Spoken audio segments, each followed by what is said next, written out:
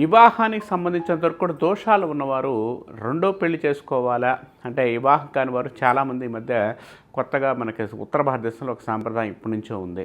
వివాహం కాని వారు అరటి చెట్టు కట్టేసి అంటే పెళ్ళికి దోషం ఉండి మాంగళ్య దోషం అంటారు. అంటే ఆ దోషం ఉన్నవారు పెళ్ళికి కాకుండా దానికి ఒక అరటి చెట్టుకి తాళి కట్టేసి అరటి చెట్టు నరికి రెండోసారిగా వివాహం చేస్తూ ఉంటారు. అది మనకి ఐశ్వర్య విషయంలో కానీ చాలామంది సెలబ్రిటీలు చేసుకుంటూ ఉన్నారు. నిజంగా అలా చేస్తే ఇప్పుడు మన ఉత్తర భారతదేశంతో పాటు దక్షిణ భారతదేశంలో కూడా అలా చేస్తే ఏమన్నా దోషాలు తగ్గి ఆ వైవాహిక జీవితం సెటిల్మెంట్ అవుతుందా లేదా, లేకపోతే భర్త భార్యాభర్తలు విడిపోకుండా ఉంటారంటే అది 100% చేసుకోవచ్చు. ఎందుకనంటే దోషాలకి ఉన్న క్లారిటీ బట్టి కొన్ని దోషాలు రెమెడీస్ వైడ్గా ఉంటాయి. జపము, తర్వాత హోమము, తర్వాత సర్పదోష పూజ, నివారణ పూజలు, ఇలాంటివన్నీ కూడా హోమాలు, క్రతువులతో కూడుకున్న కార్యక్రమాలు ఉంటాయి.